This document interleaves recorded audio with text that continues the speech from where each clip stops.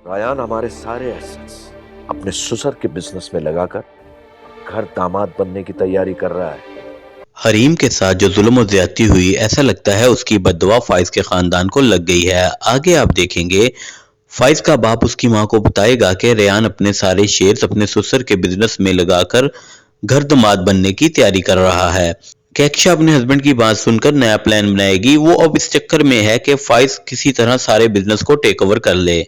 जैसा कि आपने देखा था कि रेयान और उसकी बीवी ने कैक्शा को बहुत ज्यादा बातें सुनाई थीं। कैक्शा फाइज के पास जाएगी। फाइज जो कि टूट चुका है, वो उसे कहेगी कि तुम जॉब के लिए नहीं पैदा हुए, तुम्हें अपना बिजनेस को संभालना होगा।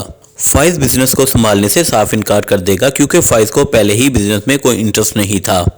लेकिन अब तो वो हरीम के गम में बहुत ज्यादा पागल हुआ है। कैक्शा हरीम को निकालने के बाद बुरी तरह फंस गई है क्योंकि अगर हरीम उस घर में होती तो फाइज का दिमाग ठीक होता और वो बिजनेस को संभाल सकता था। फाइज अपनी माँ से कहता है कि रेहान और बाबा हैं ना, वो बिजनेस को संभाल लेंगे, लेकिन उसकी माँ कहती है कि रेहान अब इस काबिल नहीं रहा कि उस पर किसी किस्म का इतबार किया जाए।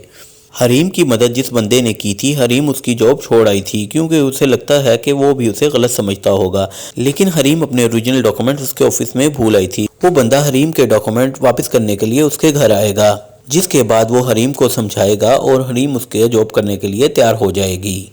अगर आपको मेरी वीडियोस अच्छी लगें तो please like and subscribe my channel.